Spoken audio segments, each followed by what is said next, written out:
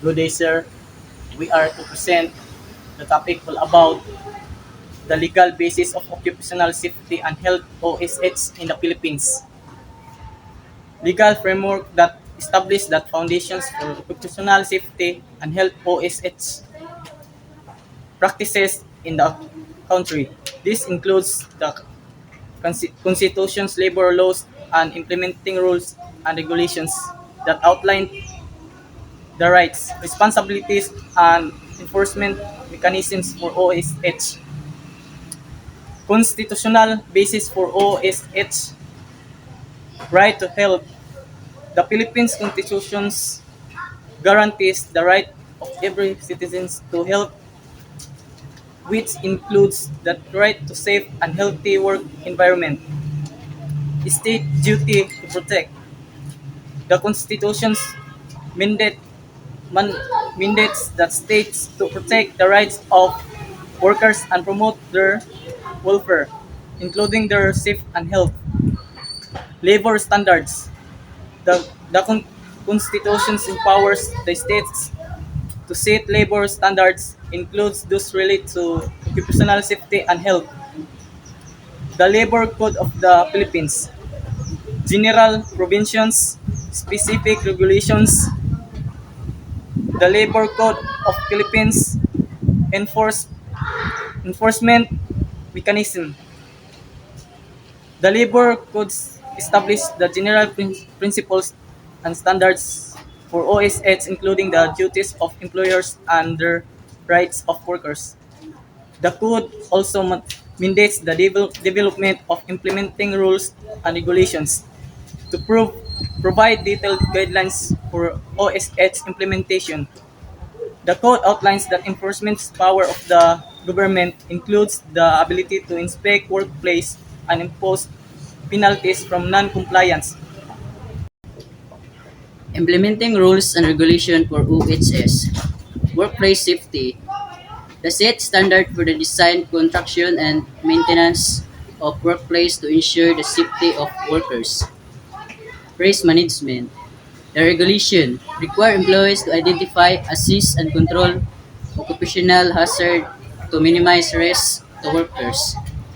Training and information. The mandate that employees provide workers with necessary training and information to promote OHS awareness and compliance.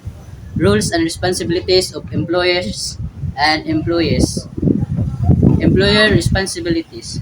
Employers must provide safety and healthy work environment, implements OHS program, and ensure worker training and competency.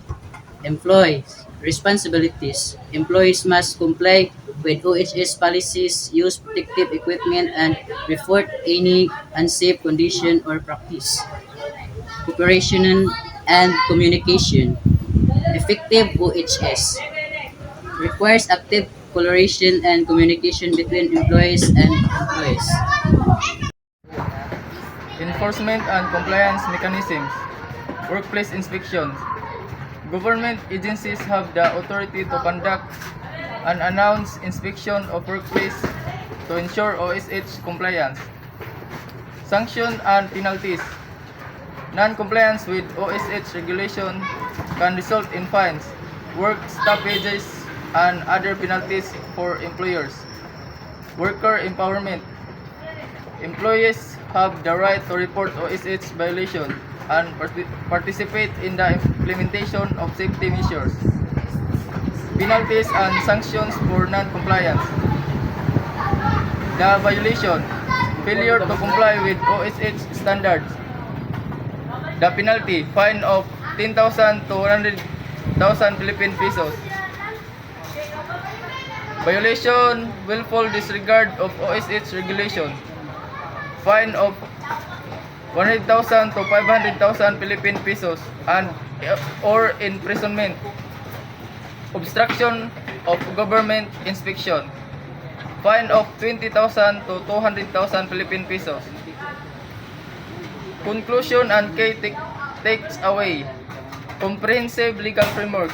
The Philippines has a robust legal foundation for occupational safety and health, encompassing the Constitution, labor laws, and detailed implementing regulations. Employer and employee responsibilities. Both employer and employees have defined roles and responsibilities in ensuring a safe and healthy work environment. Enforcement and compliance. The government has strong mechanisms to inspect workplace, enforce regulation, and impose penalties for non-compliance.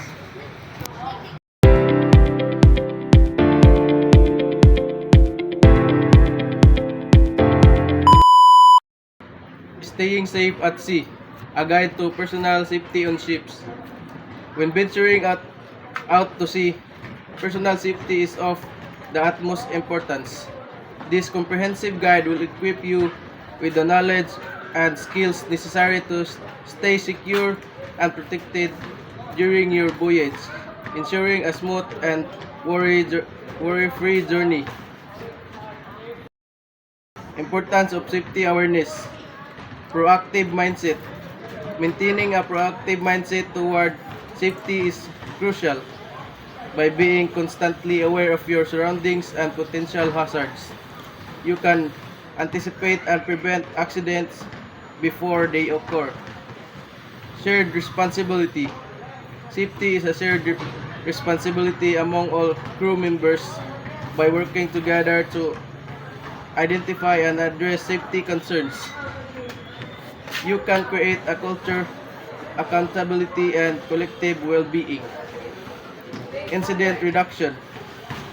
Heightened safety awareness helps to reduce the likelihood of accidents, injuries, and other incidents, ensuring a more secure and reliable journey for everyone on board. Common safety hazard on ship. Slippery surface. With the slippery decks, ladders, and walkways pose a significant risk in falls and injury. Proper footwear and cautious movement in are essential negative. This hazard. Full object. Insecure cargo equipment and tools can pose danger of falls is tricky crew members. Maintain tight organize a working environment including crucial midnight risky. Machinery hazard.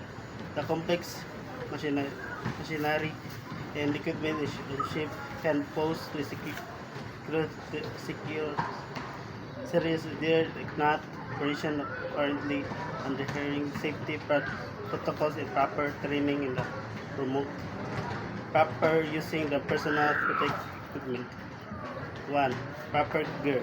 The proper using the personal protective equipment such as hard safety gloves and steel stone boots can significantly reduce the risky injury in accident. Fall protection. For work, heights and safety harness and lanyard are partial to prevent falls and ensure the secure working environment. Maintenance and inspection. Regularly inspecting and the maintain the PPE and its initial and ensure its effectiveness and the proper functional protect in the safety of the crew members. Training and the safe training on the correct use of the PPE along with the strict compliance and the safety regulation are mandatory to hold in the culture of safety aboard. Emergency procedures and drills. Preparation. Regular emergency drills and training sessions ensure that all crew members are well prepared to respond effectively in the event of an emergency. Protocols. Familiarizing yourself with the ship's emergency protocols, such as evacuation procedures, fire response, and man overboard drills, is crucial for a swift and coordinated response. Teamwork. Effective emergency response requires seamless teamwork and communication among all crew members, fostering a culture of safety and cooperation. Fire prevention and response. Fire extinguishers. Knowing the location and proper use of fire extinguishers is essential for the immediate response to any fire incident. Fire alarms. Being aware of the ship's fire alarm systems and their activations protocols can help ensure a safe and coordinated response. Fire hoses.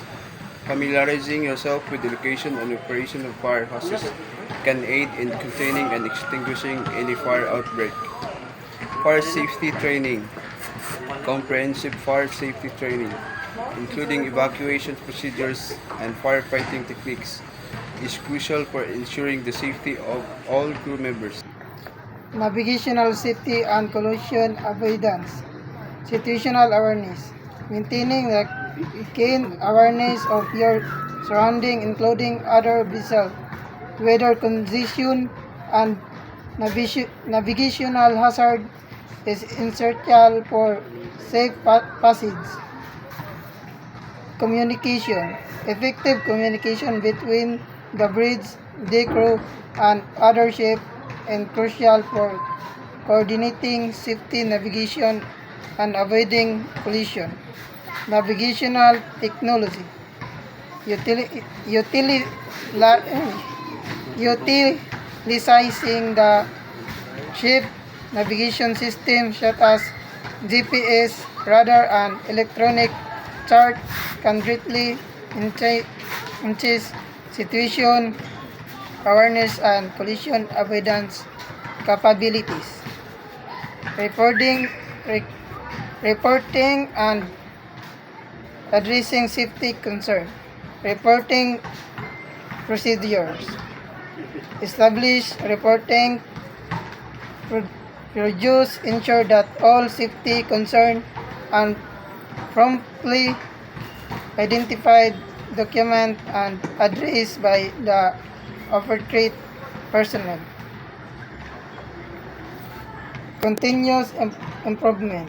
By attentively addressing and resolving safety concerns, that organization can continuously improve its safety practice and foster a culture of vigilance and proactive risk management. Accountability. Encourage all crew members to report safety issues and concern, promote accountability, shared responsibility, and genuine commitment to personal and collective safety.